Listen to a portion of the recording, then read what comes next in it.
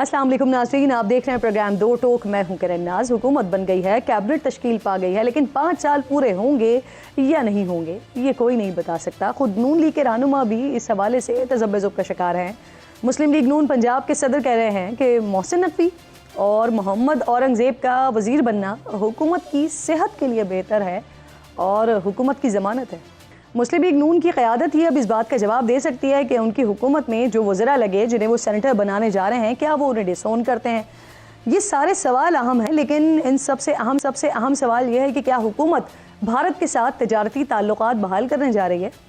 वज़ीर ख़ारजा इसहाक़ डार कहते हैं कि ताजिर बिरादरी भारत के साथ तिजारत करना चाहती है। हमसाए तब्दील नहीं किए जा सकते हैं, हमें भारत के साथ ही रहना है। हुकूमत इन मामलात को संजीदगी से देखेगी, लेकिन ज़्यादा दूर की बात नहीं है नाज़रीन, सिर्फ 3 साल पहले की बात है। मार्च 2021 में पीटीआई की हुकूमत ने भी भारत से चीनी और कपास बरामद करने का फैसला किया था, जिस पर जो जमातें आज इक़्तिदार में है ना, उन्होंने खुलकर इसकी मुखालिफत की थी और फिर सियासी दबाव पर इस फैसले को वापस लेना पड़ गया था। पीडीएम हुकूमत ने आते ही भारत ने मिनिस्टर ट्रेड को नामजद किया था, लेकिन जब सवाल उठे तो हुकूमत ने यह कहने में ही आफियत जानी कि नई दिल्ली के साथ तिजारत पर पाकिस्तान की पॉलिसी में कोई तब्दीली नहीं आई है।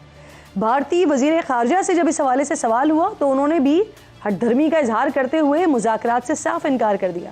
सिर्फ भारत ही नहीं, हमारा दूसरा पड़ोसी अफ़गानिस्तान भी हमारी पीठ में खंजर घोंप रहा है। अफ़गान तालिबान की पाकिस्तानी फ़ौज पर हमलों की प्लानिंग की वीडियो लीक हो गई है, जिसमें देखा जा सकता है कि अफ़गान तालिबान का कमांडर याह्या हाफिज़ गुल बहादुर ग्रुप के साथ दहशतगर्दों को हिदायत दे रहा है कि कौन रॉकेट चलाएगा, किसके हाथ में लेज़र होगी, कौन स्नाइपर होगा। कमांडर याह्या ये भी बता रहा है कि ये सब कुछ अमीरुल मोमिनीन शेख इबादुल्लाह के अहकामात पर हो रहा है। इतने वाज़े सबूत के बावजूद क्या अफ़गानिस्तान अब भी दहशतगर्दों की मौजूदगी से इनकारी रहेगा? क्या इन लोगों के ख़िलाफ़ कोई कार्रवाई होगी जो इस वीडियो में दिखाई दे रहे हैं, या अफ़गान तालिबान तस्लीम करेंगे कि पाकिस्तान में हमलों के ज़िम्मेदार वो खुद हैं? दूसरी जानिब नाज़रीन, एक और इंतहाई अहम मामला है। जेल में गिरकर ज़ख्मी होने वाले पीटीआई के सदर परवेज़ इलाही साहब का मामला। खैबर पख्तूनख्वा ने परवेज़ इलाही तक रसाई मांगी है।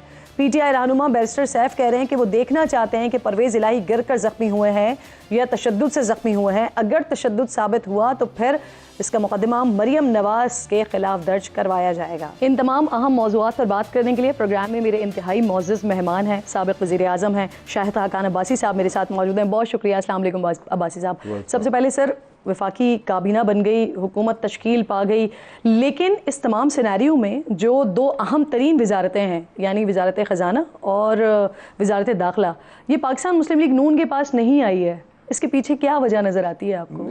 ये कहना कि नून लीग के पास नहीं आई है, कोई ये विरासत नहीं होती कि इसमें आप रहेंगे। तो हुकूमत बनाई ना उन्होंने, लेकिन उनके पास नहीं है। तो लोग आए उसके अंदर, वो उसी जमात, उसी हुकूमत का हिस्सा हैं, वो जमातों में इलेक्ट भी करवा रही है, तो इसी पार्टी से हैं।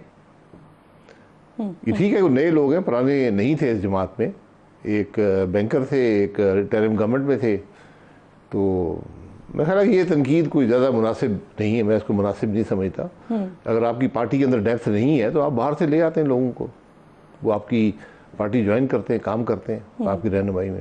सर, बड़ी इंपॉर्टेंट बात करें कि अगर पार्टी के अंदर डेप्थ नहीं है, क्योंकि राना सनाउल्लाह साहब कह रहे हैं कि ये जो अपॉइंटमेंट्स हैं दोनों, यानी वजारत दाखिला की और वजारत ख़जाना की, ये PMLN की या फिर हुकूमत की मुस्तक़बिल की ज़मानत है। सर, इससे हुकूमत की सेहत बेहतर होगी, तो ये कैसे ज़ामिन है और कैसे सेहत बेहतर रहेगी? सर, ये वही बता सकते हैं, मुस्तक़बिल की ज़ामिन है तो जो लोग लाए हैं वो काम करेंगे, अगर वो काम नहीं करेंगे वो निकाल दें।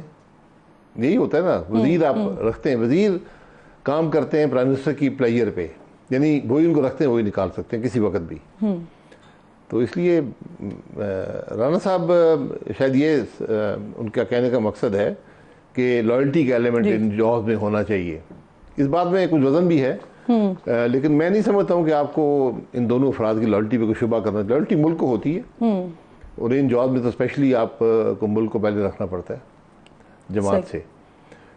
तो मेरा नहीं ख्याल कोई इससे प्रॉब्लम पैदा होगा। सर, जनरल बाजवा और जनरल फैज़ के हवाले से वज़ीर दफ़ा ख्वाजा आसिफ साहब कह रहे हैं कि उनको अदालत में उनको तलब करने के लिए, पार्लियामेंट में तलब करने के लिए, एहतसाब के लिए करारदाद पेश करने की बात करें। सर, अगर एहतसाब करना है तो फिर उसके लिए तो कमीशन ज़्यादा बेहतर ऑप्शन है। करारदाद पेश करने से क्या होगा? और फिर सबसे जो इम्पोर्टेंट चीज़ है वो ये है कि अगेन उससे हुकूमत की सेहत कितनी मुतासर होगी। देखिए, ये बात जहाँ तक मेरी नॉलेज है ख्वाजा साहब ने टीवी प्रोग्राम में कही है। टीवी पर जब हम जाते हैं तो वज़ीर भी हों तो हम वहाँ पर अपनी बात करते हैं जो हमारे जहन में होती है। अब आप हुकूमत की नुमाइंदगी नहीं कर रहे होते। तो मेरा ख्याल है ख्वाजा साहब ने उसी पस मंज़र में बात की है कि मेरा ये ख्याल है।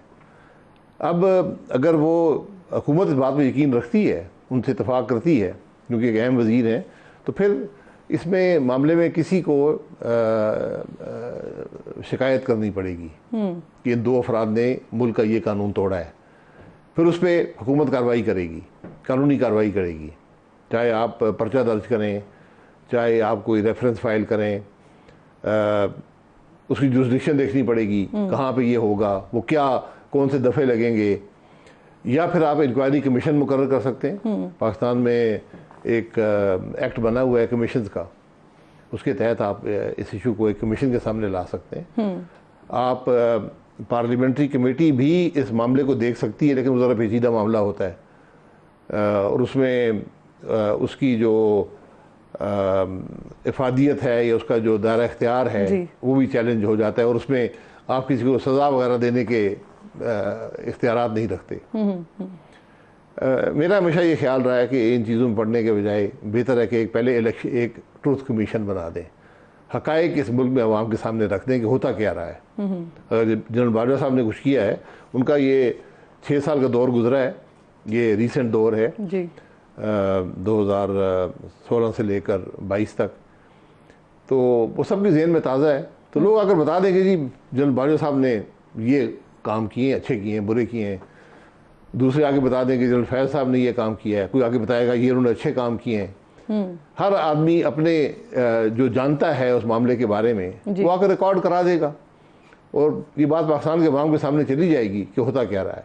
सही सही। और तो ये इसमें फिर बहुत से पर्दानिशीनों के नाम भी आ जाएंगे, फिर आपको एक पूरे मुल्क में सरकत शुरू हो जाएगी। और आप सर क्या जानते हैं सारे मामले में? वैसे नहीं, मैं क्या जानता हूँ, मैंने उनको कोई कानून तोड़ता हुआ देखा नहीं है। मैंने नहीं देखा कि जनरल बाजवा साहब ने आईन तोड़ा हो, कोई कानून तोड़ा हो, या फैज़ साहब ने तोड़ा हो। अगर उन्होंने कुछ किया है तो उसको डिफाइन कर दें कि क्या उन्होंने कानून तोड़ा है। अब वो आर्मी चीफ थे बाजवा साहब, और जनरल फैज़ साहब पहले ISI के एक DG के ओहदे पे थे, फिर DG बन गए थे, हेड थे ISI के। तो उनका जो दायरा इख्तियार था बड़ा वसी होता है, उसके अंदर जब आप जाएंगे तो बड़ी पेचीदगियाँ पैदा होती हैं। तो मेरा ख्याल है कि पहले एक ट्रूथ कमीशन बना दें, हक़ाइक़ आ जाएं और हक़ाइक़ तक ही छोड़ दें। ये प्रोसिक्यूट करना, ये एहतसाब करना, एहतसाब का लफ्ज़ हमें बड़ा पसंद है, बहुत हमें शौक़ है, हर आदमी एहतसाब की बात करता है। आज तक किसी का एहतसाब हुआ नहीं है। आप हमारे मुल्क की तारीख 70 साल में किसी शख्स का एहतसाब नहीं हुआ।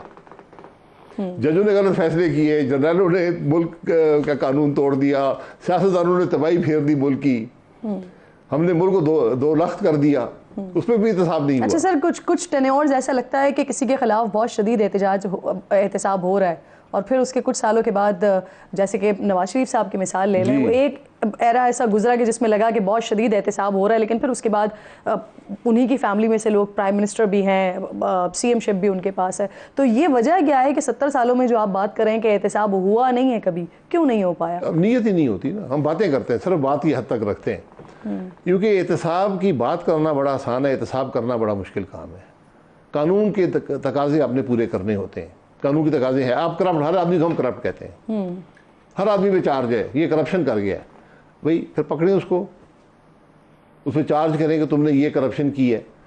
वहाँ पे हम जाते नहीं हैं क्योंकि कानून के तकाजे हम पूरे नहीं कर पाते। हालांकि क्यों सर जी, क्यों?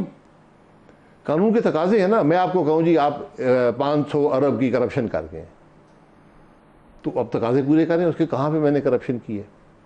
मुझसे इल्ज़ाम है कि आपने 58 अरब रुपए का नुकसान कर दिया है मुल्क के पाकिस्तान का, तो अभी आपने उनमें से 18 अरब का किया तो 40 अरब का होगा, लेकिन आपने करप्शन नहीं की। ये भी हमें बार बार जज साहब कहते हैं कि आपने करप्शन नहीं की, आपने इख्तियारात का नाजायज़ इस्तेमाल किया। तो मैंने कहा मुझे बता दें मेरे इख्तियारात थे क्या जो मैंने नाजायज़ इस्तेमाल किए। और मैं आपको बेवकूफ़ नज़र आता हूँ कि मैं नाजायज़ इख्तियारात इस्तेमाल करने शुरू कर दूंगा। तो ये सारे हमारे तमाशे हैं। सही। तो मुझसे पहले जो वजीर थे पेट्रोलियम के जी, उन पे 458 अरब का लगा था। 458 अरब का उन पे चार्जेस लगे कि 458 अरब का करप्शन कर गया। कोई 6 साल वो केस अदालतों में पड़ा रहा हो, कोई उस पर शहादतें नहीं आई, कुछ नहीं हुआ, और बिलाखिर होगा नहीं ये केस गलत था, ये ऐसा कोई सबूत नहीं है। तो इसलिए अगर आपने करप्शन पकड़नी है तो इसका बड़ा आसान तरीका है, इस नैब को बंद करें और हर एक की टैक्स रिकॉर्ड्स, टैक्स के कानून इस्तेमाल करें। सही सही। जो आदमी भी पैसे खर्च करता है उसकी आमदन होनी चाहिए, चाहे मैं वजीर हूँ, वज़ीर आज़म हूँ, जर्नैल हूँ, जज हूँ, जो भी हूँ, मैं जो मेरे खर्चात हैं उस पर आमदन, कोई आमदन हो जाए, खर्चात कर रहा हूँ। हुकूमत को सब पता है आपके खर्चात क्या हैं, या कोई चीज़ ढकी छुपी नहीं है। तो अगर आमदन है तो क्या टैक्स अदा किया या नहीं किया, यहाँ से ये तो डॉक्यूमेंटेड बातें हैं ना। और जो पार्लियामेंट के मेंबरान हैं, जो वज़रा हैं, हमारे टैक्स रिकॉर्ड पब्लिक होते हैं, छपते हैं गैजेट में हर साल जी। तो कोई हम छुपा भी नहीं सकते कि हमारे टैक्स दिया या नहीं दिया। तो अगर वो टैक्स नहीं दे रहा है या बहुत कम दे रहा हूँ और अखराजात महीने के करोड़ों या कई लाखों में जाते हैं, तो फिर जवाब तो देना पड़ेगा। सही। सर, वज़ीर आज़म शहबाज शरीफ साहब ने 2 रोज़ पहले हुकूमती कमेटियाँ तश्कील दी हैं। ECC और तवानाई की कमेटी अपने पास रखी है, इसकी सरबराही अपने पास रखी है उन्होंने। आज वजारत से ख़जाना को उन्होंने ECC को लौटा दिया है। इसहाक डार को निचकारी कमेटी, एहसन इकबाल को चीनी सरमायाकारी कमेटी की सरबराही दी गई है। आम तौर पर ऐसी कमेटियाँ वजारत ख़जाना के पास होती हैं, तो क्या नून लीग ख़जाना पर अपना कंट्रोल रखना चाहती है? नहीं, ऐसी बात नहीं है। देखिए, अगर कंट्रोल होता तो फिर वापस क्यों दे देते फाइनेंस मिनिस्टर को। तो इसके बारे में मेरी राय ज़रा मुख्तलिफ है जी। मेरी हमेशा ही राय रही है कि ECC को प्राइम मिनिस्टर को चेयर करना चाहिए। वहीं से आपको इल्म होता है कि मुल्क के अंदर फैसले क्या हो रहे हैं और उनकी हकीकत क्या है, उनकी ज़रूरत क्या है। ECC काबीना की रूह होती है, तमाम मईशत के फैसले वहाँ पर होते हैं, माशी फैसले वहाँ पर होते हैं, और लंबी मीटिंग्स होती हैं, डिटेल में जाते हैं। तो वहाँ पर ये एक एजुकेशन भी होती है प्राइम मिनिस्टर की। तो जो प्राइम मिनिस्टर चेयर नहीं करते उनको मुल्क चलाने में ज़रा मुश्किल पेश आती है। और ECC में बहुत सी समरीज, अक्सरियत तो शायद ना हो, लेकिन बहुत सी समरीज जो होती हैं वो फाइनेंस मिनिस्ट्री से ही रिलेट करती हैं। तो अगर उस पर ओवरसाइट नहीं होगी, फाइनेंस मिनिस्टर खुद ही फैसले कर देगा, तो वो ओवरसाइट भी ख़त्म हो जाती है। तो ये बहुत ज़रूरी है मेरी नज़र में कि प्राइम मिनिस्टर जो पहला फैसला था वो दुरुस्त था। ये उन्होंने, किसी ने उनको मिसगाइड किया है कि उन्होंने ये फैसला वापस ले लिया। उस फैसले के होते हुए भी वो किसी को कह सकते थे कि आप, अगर मैं आज मसरूफ़ हूँ तो आप चेयर कर लें, ये पॉसिबल है। उसके फैसलों के बाद में रेटिफिकेशन हो जाती है। ठीक। तो जो प्राइवेटाइजेशन कमेटी है ये फाइनेंस मिनिस्टर को चेयर करनी चाहिए, क्योंकि बराह रास्त वो फाइनेंस का इशू होता है। उसमें जहाँ भी प्राइवेटाइजेशन इशू आएगा वो फाइनेंस से ही रिलेट करता है। ये फैसला मेरी नज़र में दुरुस्त नहीं है। फॉरेन मिनिस्टर का कोई ताल्लुक प्राइवेटाइजेशन से नहीं होता। डार साहब खुद 5 साल पहले और फिर 16 महीने चेयर करते रहे हैं as finance minister privatisation committee को। जो कैबिनेट कमेटी इन एनर्जी है, ये ट्रेडिशनली प्राइम मिनिस्टर साहब चेयर करते रहे हैं। उस वक्त अर्जेंसी ज़्यादा थी, अब वो अर्जेंसी याद नहीं है, लेकिन वो चेयर, ये ठीक है। उसके अंदर एक बड़े पेचीदा से मसाइल होते हैं। तो सर, वज़ीर ख़ारजा, सॉरी, डार साहब के आगे वो वज़ीर ख़जाना का जो है ना एक आदत सी हो गई। जी सर, उनका एक बयान आया है, वो कह रहे हैं कि पाकिस्तानी ताजर भारत से तिजारत चाहते हैं। वैसे तो सर जो तिजारत है वो वज़ारत ख़जाना का डोमेन है, और ये सब मकबूजा कश्मीर की खुसूसी हैसियत की बहाली के बगैर ये हो जाएगा। देखिए, तिजारत हम करते रहे हैं हिंदुस्तान के साथ, लेकिन सर कश्मीर वाली सिचुएशन कभी नहीं आई। इश्यूज पर करते रहे ना जी। होती रही तिजारत माजी में। गवर्नमेंट ने शॉर्टेजेस जब हुई, हमारी उनकी तरफ, दोनों तरफ तिजारत रही है। ये मिनिस्ट्री ऑफ कॉमर्स का डोमेन है। अब क्या ये तिजारत होनी चाहिए नहीं, इस पर डिबेट कर लें। आज भी आपकी तिजारत हो रही है हिंदुस्तान के साथ थर्ड पार्टीज के जरिए। यहाँ से दुबई माल जाता है, किसी और मुल्क में जाता है, वापस आ जाता है। तो एक ये सोच है कि इसको फॉर्मलाइज किया जाए। आप हमसाए हैं और तिजारत जो है वो ज़रूरी है दो हमसायों के दरमियान, लेकिन एक शायद उससे ज़्यादा जो मौसर सोच है वो ये है कि कश्मीर का इशू हिंदुस्तान रिजॉल्व नहीं करता, वो मजालिम वहाँ के हमारे कश्मीरी भाइयों पर ढाते हैं, तो उस जब तक वो मामला हल नहीं होता तो हमें तिजारत नहीं करनी चाहिए। ये एक लंबी डिबेट है जो चल रही है। सर पिछली हुकूमत में जब हिंदुस्तान से तिजारत के हवाले से बात हो रही थी तो उस वक्त आप भी नून लीग का हिस्सा थे और नून लीग की तरफ से जो मौक़िफ़ था वो ये था कि अगर ये होता है का सौदा हो जाएगा, लेकिन फिर जब पाकिस्तान में पीडीएम की हुकूमत आती है तो जो मौक़िफ़ होता है पीएमएलएन का वो अक्सर मुख्तलिफ हो जाता है। ज़रा ये दोनों हमारे पास हैं, सुनवाइएगा। शाहिद खान अब्बासी साहब को फिर इस पर मज़ीद बात करेंगे। 5 अगस्त 2019 के बाद एक बहुत बड़ी ब्रेक आई है, क्योंकि पाकिस्तान की जो खारजा पॉलिसी का सतून था कश्मीर और उसकी खसूसी हैसियत, वो हिंदुस्तान ने अपनी जारहियत से सतून तोड़ दिया है। अब अगर उसके बाद जो है हम ये कहें कि जी एवरीथिंग इज नॉर्मल या हम नॉर्मल, हम हिंदुस्तान को यूएन सिक्योरिटी काउंसिल का वोट भी दे देंगे, हम कुलभूषण यादव के लिए खसूसी ऑर्डिनेंस भी जारी कर देंगे, हम तजारत भी जारी कर देंगे, हर वो स्टेप जो पाकिस्तान नॉर्मलाइज करने के लिए उठाएगा वो कश्मीर कॉज से आप पीछे हटते, आप पसपाई इख्तियार कर रहे हैं। अब्बासी साहब जी, ये जिम्मेदार अपोजिशन का किरदार नहीं है, और ख़ास तौर पर जब दूसरे मुल्क के मामलात की बात हो तो आप सबको एक पेज पर होना चाहिए, चाहे वो अपोजिशन में हो या हुकूमत में हो। तो हम बदकिस्मती से पब्लिक ओपिनियन को सामने रखकर, तो अगर हुकूमत को इनिशिएटिव लेती है, जो भी हुकूमत हो, तो अपोजिशन कहते नहीं ये तो जी फलानी खिलाफवर्जी कर रहे हैं, और जब खुद आते हैं तो फिर वही काम करते हैं जो वो कर रहे होते हैं, और एंड पे होता क्या, होता कुछ भी नहीं है। एक दूसरे पर आपने इल्ज़ामात लगाए होते हैं और आप कर कुछ नहीं पाते हैं, वो घबरा जाते हैं, जो हुकूमत घबरा जाती है, अपोजिशन कामयाब हो जाती है, फिर जब वो अपोजिशन हुकूमत में आते हैं तो फिर वो घबरा जाते हैं, वो कामयाब हो जाते हैं, तो मुल्क वही रह जाता है। इन इशूज़ को रिजॉल्व करें, इसके लिए जगह पार्लियामान है। हुकूमत को भी अगर कोई पॉलिसी लानी है तो पार्लियामान में डिबेट कराएं, अपोजिशन को मौका दे कि बजाय टीवी प्रोग्राम में आकर ये उसकी जीनत बने, पार्लियामान पे इन चीज़ों पर डिबेट हो कि क्या हमें करनी चाहिए नहीं करनी चाहिए। हुकूमत बताएगी कि क्यों होनी चाहिए जो वो करना चाहते हैं, अपोजिशन कहेगी नहीं इन वजूहात से नहीं होनी चाहिए, तो कोई आपको रास्ता निकल आएगा। सही। अच्छा सर, हुकूमत की तश्कील के बाद मियाँ साहब जो हैं वो अब एज सच दिखाई नहीं दे रहे हैं, मरियम की रहनुमाई करते हुए तो नज़र आते हैं लेकिन विफाक से बड़े दूर दूर हैं। क्या लगता है बासी साहब आपको, क्योंकि कहने वाले कहते हैं कि इस वक्त जो उनका फोकस है मियाँ साहब का वो मरियम नवाज साहिबा की तरफ है, सारा का सारा उनका जो फोकस का ग्राउंड है वो पंजाब है और वो मरियम को अपने मुतबादिल के तौर पर तैयार कर रहे हैं। देखिए, मैं ज़िंदगी में इन मामलात में नहीं पढ़ता, आप कुछ करें तो तनकीद है, ना करें तो तनकीद है। इसलिए तनकीद आपने जो वो भी अगर वो कोई हिस्सा लेते तो तनकीद कर रहे होते, हिस्सा नहीं लेंगे वो भी तनकीद है। यूँ फैसला उन पर छोड़ दें, अगर वो उनका तजर्बा है, वो कुछ कंट्रीब्यूट कर सकते हैं वफाकी हुकूमत सूबाई को, तो वो करेंगे, ये उनका हक है, उनकी जमात इक़्तिदार में है, इतनी बात है। सही। सर, अफगान तालिबान पाकिस्तान में हमलों में मुलव्वस है, वीडियो आज सबके सामने आज आ चुकी है। क्या अफगान तालिबान हुकूमत पाकिस्तान की पीठ में आप समझते हैं छुरा घोंप रही है? देखिए, अफगान तालिबान इस वक्त अफगानिस्तान की हुकूमत है, वो कोई वहाँ पर गिरोह नहीं है, कोई और उनकी स्टेटस नहीं है, ये अफगानिस्तान की हुकूमत है जिससे आप बात कर रहे हैं। जी।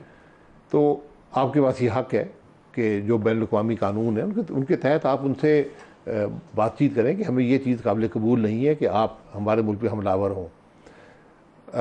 और आपको ये दो तरफा, ये चीज़ दो तरफा होती है, आपने उनको भी एक ख़ुद मुख्तार मुल्क के तौर पे मानना होगा, जो बदकिस्मती से हमने माजी में नहीं किया। हम उनको शायद अपना कोई एक हिस्सा समझते रहे, अपने ताबे समझते रहे, ऐसी बात नहीं होनी चाहिए। तो जब आप खुद मुख्तार मुल्क उनको मानेंगे तो फिर दो खुद मुख्तार मुल्कों में बातचीत होगी, और हमें यही रिलेशनशिप रखनी चाहिए। चॉइस हमारे पास भी नहीं है, उनके पास भी नहीं है, हम हमसाए हैं, अल्लाह ताला ने हमें हमसाया बनाया है, एक ही हमारा मज़हब है, एक ही हमारी सोच है। 40 साल से ज़्यादा हमने जंग में उनका साथ दिया है, हर किस्म का साथ दिया है।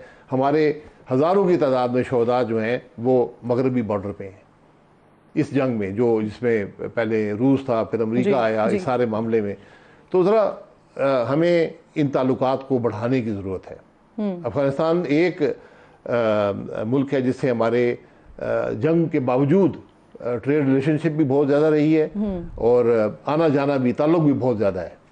एक ज़माने में मुझे याद है कि शायद 50-60 हज़ार लोग रोज़ाना बॉर्डर दो तरफा क्रॉस करते थे। तो उस अफ़गानिस्तान से हमें उनकी इज़्ज़त करनी चाहिए, उनको खुद मुख्तार मुल्क समझें और इस बुनियाद पर इन चीज़ों को बुनियाद बनाकर उनसे ताल्लुकात रखें। अभी जो सिचुएशन हुई है, जो जिस तरह से हमले वहाँ पर किए जा रहे हैं, इस सारी सिचुएशन को देखते हुए भी आप समझते हैं कि ताल्लुकात हमें अच्छे ही रखने चाहिए या मज़ीद बेहतर करने के लिए हमें कुछ करना चाहिए? जब हमले हुए हैं तो आपने जवाब दे दिया, आपने उनको बता दिया कि हमें ये बात कबूल नहीं है, हम भी सलाहियत रखते हैं, वो बात हो गई। अब आप उस मामले को मज़ीद बढ़ा तो नहीं सकते ना, आपने बैठ कर ही मामला को हल करना है, एक दोस्ती के माहौल में करना है। हम दोस्त, हम तो इकट्ठे रहे, हमने हज़ारों उस मुल्क के लिए, हमने हमारे हज़ारों शहीद, हमने अपनी मईशत तबाह कर दी, हमें सैकड़ों अरब डॉलर का नुकसान उठाया अफगानिस्तान की वजह से, तो वो ऐसी मामूली बात नहीं है। फिर उसके बाद जो वीडियो हमारे सामने आती है जिसमें टीटीपी को बाकायदा तैयारी करवाई जा रही है पाकिस्तान के ऊपर अटैक करने के लिए, तो इससे तो बात ये वाज़ेह हो जाती है कि पाकिस्तान में जो भी इस किस्म की कार्रवाइयाँ हो रही हैं उसमें अफगानिस्तान इन्वॉल्व है, वो बाकायदा तैयारियाँ कर रहा है। उसके बावजूद भी हम कोशिश करें कि उनके साथ हमारे और बेहतर ताल्लुकात हम अपनी तरफ से करने की कोशिश करें हर लिहाज से। देखिए, आपकी बातचीत से ही मामला तय होते हैं ना। ये आपका हक है कि आप पूछें कि भाई ये क्या वीडियो है, क्यों आप मदद कर रहे हैं अफराद की जो आज हमारे अफवाज पर हमलावर होते हैं, जो हमारे लोगों को शहीद करते हैं जी। ये आपका हक है, लेकिन आप उसको जंग से हल नहीं कर सकते कि आप, उन्होंने हमला किया, आपने जवाबी हमला कर दिया जी। अब बैठकर मामले को तय करना है कि हमने आगे कैसे चलना है। तो आप समझते हैं कि ये मामला टेबल पर ही हल हो सकता है? ठीक, बहुत बहुत शुक्रिया आपका। अब्बासी साहब प्रोग्राम में साथ मौजूद थे, इंपॉर्टेंट गुफ्तगू चल रही थी। एक छोटा सा ब्रेक लीजिए नाज़रीन, ब्रेक के बाद वापस आते हैं।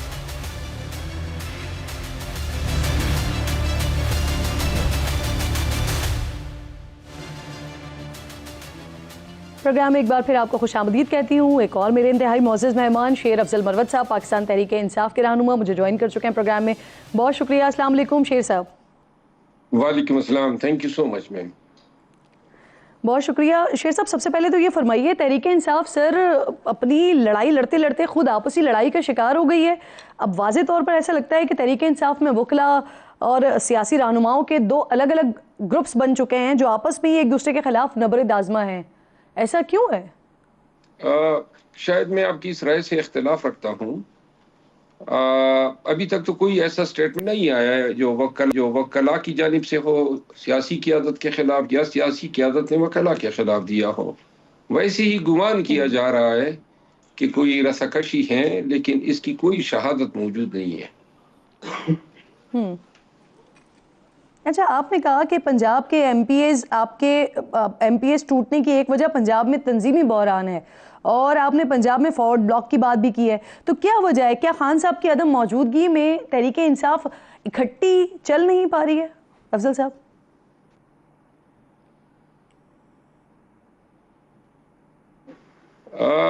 मेरा ख्याल नहीं है। पंजाब के जो अमूमी हालात हैं, बिलखसूस जिन हालात से हो के हम गुजरे, इलेक्शन से कबल के हालात, और फिर इलेक्शन हुआ, इसके बाद मैंडेट जिस अंदाज में चोरी हुआ और जो ज़बरदस्ती की हुकूमत बनाई गई, और इसके फ़ौरन बाद आपने देखा हमारे MNAs MPs जो हैं वो उनसे फ्लोर क्रॉसिंग कराई गई और PMLN में शामिल करवाए गए।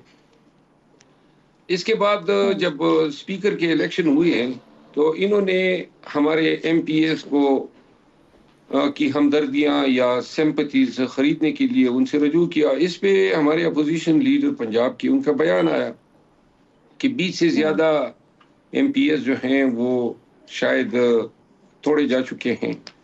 इन हालात में अहमद अदर साहब का इस्तीफा आ गया। अब प्रैक्टिकली ये मगालता नहीं होगा या गलत बात नहीं होगी कि प्रैक्टिकली पंजाब में तंजीम जो हैं वो ओवरहालिंग दरकार हैं। पंजाब में प्रैक्टिकली तंजीम जो हैं वो कहीं कहीं पे नज़र आ रही है। 9 मई के बाद जिस अंदाज में पाकिस्तान तहरीक इंसाफ को काटने की कोशिश की गई, ज़बरदस्ती हमारे ऑफिस बियरर ओहदेदारान को पार्टी के ओहदों से मुस्तफ़ी करवाया गया, लोगों पे पर्चे दागे गए ताकि वो पार्टी छोड़ दें, बहुत सारे लोगों से पार्टी छुड़वाई गई, ये तमाम अमल होने के बाद अभी तक मुतबादल क़यादत जो है वो सामने नहीं आई है पंजाब की हद तक। ज़िलों के सदूर हैं या फिर रीजन्स हैं, रीजन में तो फिर भी ऑफिस बियरर मौजूद है, लेकिन अज़ला की सतह तक जो है, और फिर हमारी जो रेगुलर जी। प्रोविंशियल प्रेसिडेंट हैं यास्मीन राशिद साहिबा, वो पाबंद सलासल है। तो ये इन तमाम अच्छा, अफजल साहब। अमूर के होते जी। हुए तंजीम ठीक। जो है वो इसी तरह फ़ाल नहीं हो सकती।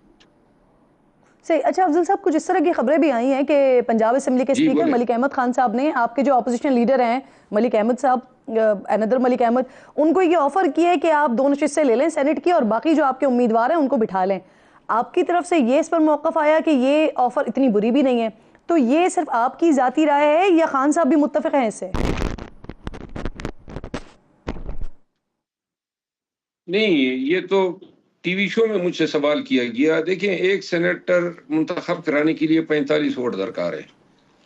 हमारे पास ज़्यादा से ज़्यादा वोट जो हमें मिले हैं पंजाब असेंबली में वो 102 थे। तो यूं किसी भी हालत में हम 2 सेनेटर से ज़्यादा मुंतखब नहीं करवा सकते हैं।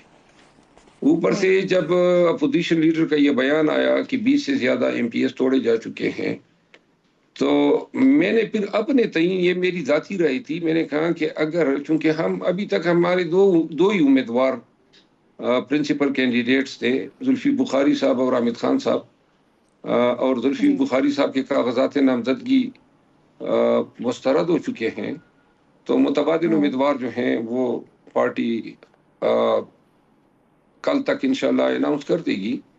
तो इन हालात में कोई ऐसी इसमें मज़ाइक़ा नहीं था। ये मेरी ज़ाती राय थी कि अगर खुशअस्लूबी से हो जाता सही। है, ऐसा ना हो कि कोई एमपीएस जो हैं वो फ्लोर क्रॉसिंग कर लें और अपने सेनेटर के लिए वोट ना दें। इन हालात में कभी इम्कान है, क्योंकि पंजाब जो है वहाँ पे ताकत की सियासत होती है। ठीक। और सही। माज़ी में अच्छा हमें ये मुझे तजुर्बा रहा बताइए। है कि सेनेट के इलेक्शन में वफ़ादारियाँ, तो आप लोगों को डर है कि आपके लोग भी सेनेट के फ्लोर इलेक्शन क्रॉसिंग में कर सकते हैं? वफ़ादारियाँ खरीदी। और आपको इस बात का डर है कि आपकी वफादारियां खरीद ली ना जाए? पाकिस्तान में तो हर इलेक्शन में डर होना चाहिए।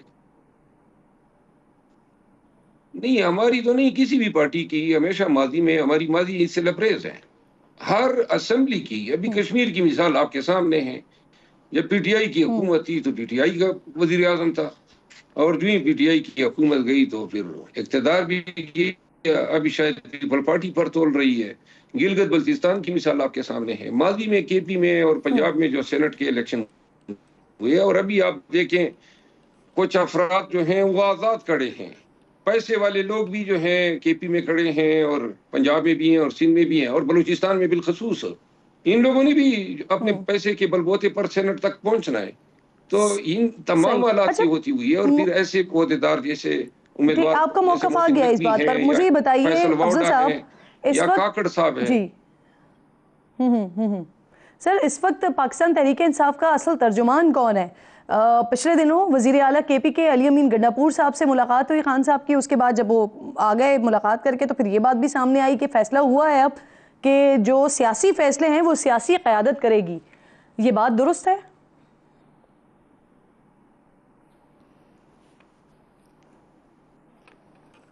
नहीं, तो सियासी क़यादत ही है ना। हम कोई स्टूडेंट क़यादत सकते हैं। हम भी तो सियासी क़यादत का हिस्सा हैं। बैरिस्टर गौर साहब इस पार्टी के चेयरमैन हैं, वो तो सियासी क़यादत के हमारे अलमबरदार हैं। और इसी तरह अगर आप हमारे वकील साहब हैं बैरिस्टर अली ज़फ़र साहब, तो वो खान नहीं, के प्रिंसिपल तो फिर लॉयर हैं केसेस में, ये बात क्यों और पाकिस्तान तहरीक सेनेट इंसाफ की में तरफ से आई पार्लिमानी सामने? लीडर हैं पाकिस्तान तहरीक इंसाफ के। नहीं शेर साहब, फिर ये बात क्यों सामने आई तहरीक इंसाफ की मेरा तरफ ख्याल से नहीं कि है कि ऐसी कोई बात वकला आई है, नहीं कोई बल्कि सियासी तफरीक हो जो कि क़यादत है वो फैसले करेगी? क्या आपको पार्टी के अंदर से किसी ग्रुप बंदी का सामना है क्या? देखिए नहीं, कोई ग्रुप बंदी तो मुझे नजर नहीं आ रही है। न मैं कभी ग्रुप की सियासत मैंने की है, न ये साजिशों की सियासत पे यकीन रखता हूँ। वकला जब सामने आए थे पाकिस्तान तहरीक इंसाफ की क़यादत करने के लिए, तो उस वक़्त कोई था ही नहीं, न तर्जमानी के लिए था, न क़यादत के लिए था, और ये हकीकत है। आप जरा 1 साल पीछे चली जाए, 9 मई के बाद आपको कहीं पे कोई सियासतदान नजर नहीं आएगा। सिर्फ वकला ही थे जो खान साहब का पैगाम सुनाते थे, वकला ही थे जिन्होंने पार्टी की क़यादत की, पार्टी को बुरे वक्तों में सपोर्ट किया। तो लिहाजा अब अगर हमारी क़यादत आना चाहती है, बस सरो चश्म और आई हुई है, बल्कि हम अब आपने देखा उमर अयूब खान साहब अपोजिशन लीडर बना दिए गए हैं। मजीद अगर हमारे अली मोहम्मद खान साहब तर्जमान बना दिए गए हैं खान साहब के, और जो हजरात हैं उनको उनकी अहलियत के मुताबिक जिम्मेदारियां सौंपी जा रही है। सही। अच्छा सर, इस्लामाबाद इंतजामिया ने 30 मार्च को आप लोगों को जलसे की इजाज़त देने से इनकार कर दिया और ख़बर यह है कि इज्तिमात को सिक्योरिटी थ्रेट की वजह से इजाज़त ना देने का फैसला किया है। क्या करेगी अब तहरीक इंसाफ? बस जी, हमारे मामले में हमेशा ये सिक्योरिटी थ्रेट का ही शोशा छोड़ा जाता है। खान साहब से मुलाकात करने के लिए जाओ तो पंजाब की होम डिपार्टमेंट ये ख़त निकाल देती है कि 2 हफ्तों के लिए जो है खान साहब से मुलाकात न की जाए क्योंकि सिक्योरिटी थ्रेट है। अभी 23 मार्च को इतना बड़ा इवेंट हुआ इस्लामाबाद में, पाकिस्तान की तमाम सरकारी मशीनरी उसमें मौजूद थी, उस वक्त तो सिक्योरिटी थ्रेट नहीं था। और 23 मार्च को उसी दिन रात को 10 बजे हमने इजाजत मांगी तो सिक्योरिटी थ्रेट पैदा हो गया। पीटीआई के लिए सिक्योरिटी थ्रेट है, जहां शहबाज शरीफ बैठता है वहां सिक्योरिटी थ्रेट तो हुकूमती लोगों को ज्यादा होता है। तो ये बेसिकली एक बहाना है। चले, आप तो सिक्योरिटी थ्रेट आ गया ना, अब आप उसे कुछ भी समझे, लेकिन आ गया, इजाजत नहीं मिल रही, फिर आप लोग क्या करेंगे? जलसा करेंगे, नहीं करेंगे, या कोई और हिकमत अमली है? मैं यही आपको अर्ज कर रहा हूँ कि पाकिस्तानी इनका ये बेरूप भी देखे ना कि ये एक जमहूरी अमल को होने से रोक रहे हैं, और अब ये कह रहे हैं हम इजाजत नहीं दे रहे हैं, और जब हम करेंगे तो फिर कहेंगे 144 हमने लगा दिया, फिर लाठीचार्ज करेंगे, फिर शेल करेंगे, फिर कहेंगे कानून के मुताबिक किया। ये हमारा बुनियादी हक है। ये सिक्योरिटी थ्रेट खुद पैदा करते हैं या सिक्योरिटी थ्रेट बनवाते हैं? हम हर हालत में 30 मार्च को इस्लामाबाद में जलसा करेंगे। सही है, आप कह रहे हैं हर हाल में आप जलसा करेंगे, फिर पकड़ धकड़ और फिर सारी चीज़ें होंगी। सर थोड़ा सा आगे बढ़ते हैं। मुस्लिम लीग नून ने जेल इंतज़ामिया से इमरान खान साहब के खाने पीने की डिटेल्स मांगी है, क्योंकि वो कह रहे हैं कि इन दिनों में कोई तकरीबन 30 लाख रुपए के करीब जो है वो खान साहब के खाने पे खर्च हुआ है। तो क्या खाते हैं सर खान साहब?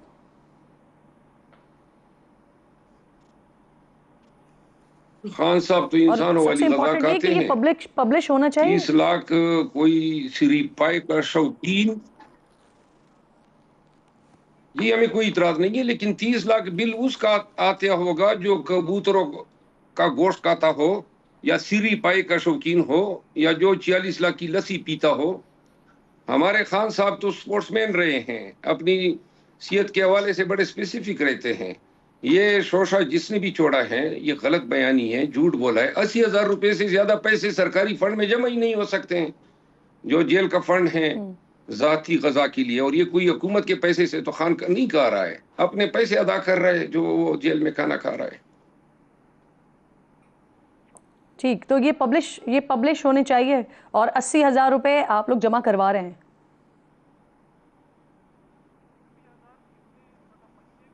जी हाँ, पब्लिश होनी चाहिए। साथ में जरा मियां नवाज शरीफ जो कबूतरों की यखनी पीता है वो भी जरा पब्लिश करवा दें आप। ठीक। अच्छा, ये जो 80,000 रुपीस आप बता रहे हैं ये पर मंथ के हिसाब से जमा होते हैं? नहीं, जब ये पैसे खत्म हो जाते हैं हमें बता देते हैं तो हम एडवांस में जमा कर देते हैं। शेर अफजल साहब, ये फरमाइएगा सर, परवेज़ इलाही साहब की तबीयत के हवाले से, क्योंकि कुछ इत्तलात आई कि वो गालिबन गिर गए हैं जेल में, जिसकी वजह से वो ज़ख्मी हैं। बैरिस्टर सैफ कह रहे हैं कि उनके ऊपर तशद्दुद हुआ है। सर हुआ क्या है? मेरा ख्याल है इब्तिदाई इत्तलात तो ये थी कि परवेज़ इलाही साहब जो हैं वो बाथरूम में गिरे हैं। मोनस इलाही साहब जो हैं इसकी तस्दीक कर सकेंगे। मुझे इस हवाले से कोई इल्म नहीं है। बैरिस्टर सैफ साहब ने जो बात की हैं उनकी शायद किसी से बात हुई होगी, तभी उन्होंने ये इल्ज़ाम आयद किया है, लेकिन मैं इसको कंफर्म नहीं कर सकता हूँ जब तक परवेज़ इलाही साहब के फैमिली के मेंबर से मेरी बात ना हो जाए। सही, बहुत बहुत शुक्रिया आपका। शेर अफजल मरवत साहब प्रोग्राम में साथ मौजूद थे, हम गुफ्तगू कर रहे थे और परवेज़ इलाही वाले से कह रहे हैं कि उनके पास जो इत्तलात हैं उसके मुताबिक तो वो बाथरूम में गिरे थे जिसकी वजह से ज़ख्मी है। एक छोटा सा ब्रेक लीजिए नाज़रीन, ब्रेक के बाद वापस आते हैं तो एक और इंतहाई अफसोसनाक और अहम खबर पर बात करेंगे।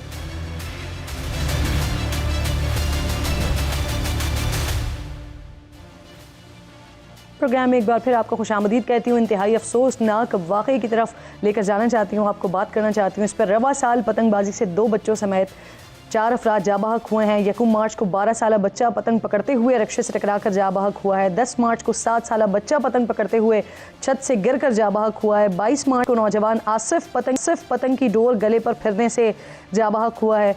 वज़ीर आला मरीम नवाज साहिबा ने धाती तार बनाने, बेचने और ख़रीदने पर क्रैक डाउन का हुक्म दिया है। 24 घंटे में 63 मुकदमात दर्ज हुए हैं, 68 अफराद गिरफ्तार किए जा चुके हैं।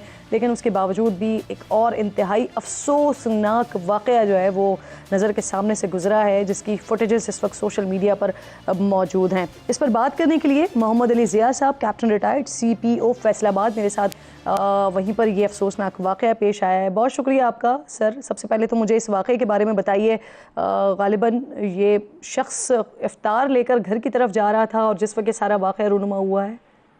जी please, thank you very much कि आपने मुझे मौका दिया कि मैं अपना इन पर्टिकुलर पुलिस का इन जनरल मैं एक व्यू पॉइंट दे सकूं। सबसे पहले तो प्लीज मैं यहाँ पे करेक्शन करना चाहूंगा, क्योंकि जब एक खास वेव चल रही होती है तो अनफॉर्चुनेटली सोशल मीडिया पे या जनरली लोग बहुत सारी और दीगर चीजों को उसी एक खास वेव से टैग कर देते हैं। बिलाशुबा आसिफ नामी शख्स की डेथ जो है 2 दिन पहले बड़ी अफसोसनाक मौत जो है डोर फिरने की वजह से हुई, लेकिन इसके अलावा जितने भी बाकी वाकयात आपने बताए हैं उनका क्रेडिबल प्रूफ हमारे पास है, जो आपके नुमाइंदों को हम यहाँ दिखा सकते हैं। उनका पतंगबाजी या इनके सीजन या पतंग पकड़ने या उड़ाते हुए गिरने से कोई ताल्लुक नहीं था। हैविंग सेड दैट, मैं अगर आगे मूव ऑन करूँ इस वाकई के बारे में बताऊं कि जो आसिफ इश्तियाक है वो अफ्तारी से थोड़ी देर पहले तकरीबन 6 बजे के करीब वो अपने घर की तरफ जा रहा था, जब ये डोर जो है अनफॉर्चुनेटली जिसका सामना उसे करना पड़ा और उसकी मौके पर उसकी डेथ हो गई। तो उसमें बड़ा अफसोसनाक वाकया है और हम इस वाकये की इन्वेस्टिगेशन पे भी बात करेंगे। उससे पहले मैं आपको बताना चाहूंगा कि पुलिस ने पिछले 2 माह में बहुत एक सख्त क्रैकडाउन किया फैसलाबाद में इन पतंगबाजों और इनको उड़ाने वालों के खिलाफ। हमने तकरीबन 2400 के करीब FIR दर्ज की, जिसमें से दर्जन भर के करीब FIR उन मैन्युफैक्चरर्स के खिलाफ थी जो कि बड़ी मिकदार में इनको न सिर्फ बनाते हैं और बेचते हैं और आगे सप्लाई करते हैं। 815 के करीब हमने ऐसे वेंडर्स को पकड़ा, ऐसे सप्लायर्स को पकड़ा जो कि इनको बल्क में कहीं से ला के या यहीं से एक सेकंड हैंड लेके उनको आगे एक थर्ड हैंड को फरोख्त करते हैं। इसके अलावा हमने काइट प्राइस पर बहुत बड़ा क्रैकडाउन किया। तकरीबन 22,000 के करीब हमने मोटरसाइकिल पे एंटीनास फिट किए अपनी ट्रैफिक कैंपेन के जरिए। हमने सेमिनार किए, हमने श्योरिटी बॉन्ड तकरीबन 800 से ज्यादा बस अड्डों से और हाई राइज बिल्डिंग से लिए कि वहां से पतंगबाजी नहीं की जाएगी और ना ऐसे मटीरियल को ट्रांसपोर्ट किया जाएगा। स्कूलों में, कॉलेजेस में सारी एक्टिविटीज की गई। उसके बाद भी डेफिनेटली अफसोसनाक वाकया हुआ और बहुत मुमकिन है कि ऐसे बहुत सारे वाकयात को पुलिस ने अपनी हिकमत से प्रिवेंट भी किया और अवर्ट भी किया। कितने लोग इसमें गिरफ्तार हो चुके हैं? कितने लोगों को सजाएं हुई हैं? सजाएं कितने लोगों को हुई हैं? जी 2500 के करीब लोगों को हम अरेस्ट करके पाबंदी से हासिल कर चुके हैं, उनके केसेस चल रहे हैं। इसके अलावा साथ साथ हमने एक सोशल मीडिया का रैकेट ब्रेक किया जो कि काइट फ्लाइंग एसोसिएशन फैसलाबाद के नाम पे ना सिर्फ इनकी खरीदो फरोख्त करता था बल्कि वो लोगों को डिफरेंट डेट्स लेके बसंत मनाने पे इंकरेज करते थे। 20 के करीब ये लोग हमने एक हमारी टीम ने, सोशल मीडिया टीम ने इनको वहां से बस करके निकाला। अब इस केस के बाद हम CCTV कैमरास की तकरीबन हम 17 CCTV कैमरास की मदद के जरिए, हालांकि बड़ा मुश्किल काम है, एक नॉर्मल क्राइम नहीं है डिटेक्ट करना, ये डोर को ढूंढना, इसके पीछे इसको बैक ट्रैक करना, लेकिन अल्हम्दुलिल्लाह हमारी 12 टीमें इस पे काम कर रही हैं। बड़े अच्छा अली साहब एक और चीज़ बहुत इंपॉर्टेंट, प्लीज उसको जरा जरूर बताइएगा कि जो शख्स जिसकी वीडियो अभी हम देख रहे हैं, ये शख्स जो जाँ बहक हुआ है, इसके लिए किसके ऊपर मुकदमा दर्ज हुआ है? क्या जो पतंग उड़ा रहा था उस पर मुकदमा दर्ज हुआ है? और अगर दर्ज हुआ है, वो गिरफ्तार हुआ है, तो उस पर किस दफात के तहत मुकदमा दर्ज हुआ है? क्या कत्ल का मुकदमा दर्ज हुआ है या पतंग एक्ट का हुआ है? क्योंकि अगर पतंग एक्ट का हुआ है तो उसमें तो गालिबन सजाए मौत नहीं है। नहीं, देखिए सबसे पहली बात तो ये कि मुकदमा नामालूम लोगों के खिलाफ हुआ है, क्योंकि जब डोर फिरी तो उसकी उस वक्त तो ओनरशिप का अंदाजा नहीं था, लेकिन इसमें कत्ल 322 जो कि कत्ल खता का पर्चा होता है, साथ में काइट फ्लाइंग एक्ट है। इट्स अ सीरियस ऑफेंस जो है उसके तहत मुकदमा दर्ज हुआ है। चूंकि एक बंदे की इसमें डेथ हुई है, उसको एक सिंपल सेक्शन ऑफ लॉ के तहत नहीं दर्ज किया जा सकता। अब जब इसको इंशाल्लाह हम बैक ट्रैक करेंगे, इसके मुलजिमान को पकड़ेंगे, तो इसी सेक्शन के तहत वो लोग चलान होंगे। तो इसी तरह इससे पहले भी अगर किसी भी जगह पे किसी भी इस तरह की डोर से लोग जख्मी हुए हैं, तो वहां पे इस तरह के सीरियस जो है वो सेक्शन ऑफ लॉ ऐड किए गए हैं उसके अंदर। और इंशाल्लाह इसमें भी हम बड़े पुरुमीद है, जहां हमारी टीमें काम कर रही हैं कि हम, चूंकि हमारे पास कुछ एविडेंस अवेलेबल है, जिसकी बेस पे इंशाल्लाह हमारी कोशिश होगी कि हम एक्चुअल लोगों तक पहुंचे और ताकि जो इसकी हीट है वो एक्चुअल लोग फील करें। सर, आप कह रहे हैं कि जब बसंत का महीना आता है तो उस वक्त पुलिस के लिए, स्पेशली पंजाब पुलिस के लिए चैलेंजेस बढ़ जाते हैं, और साल साल से हम इस तरह के वाक़यात होते हुए भी देख रहे हैं और ये तकलीफ दे मन रहे होते हैं। लेकिन अफसोस का मकाम ये है कि एक प्रॉपर मैकेनिज्म हमारे सामने नहीं आता है। बहुत शुक्रिया आपका मोहम्मद अली ज़िया साहब, प्रोग्राम में साथ मौजूद थे, इस अहम मामले पर गुफ्तगू कर रहे थे। वक्त भी ख़त्म हो गया है। इंशाल्लाह नाज़रीन से मुलाकात होगी जुमे को। अपना और अपने मुल्क का ख़ास ख्याल रखिए और फ़लस्तीन को अपनी दुआओं में याद रखिए। अल्लाह निगहबान।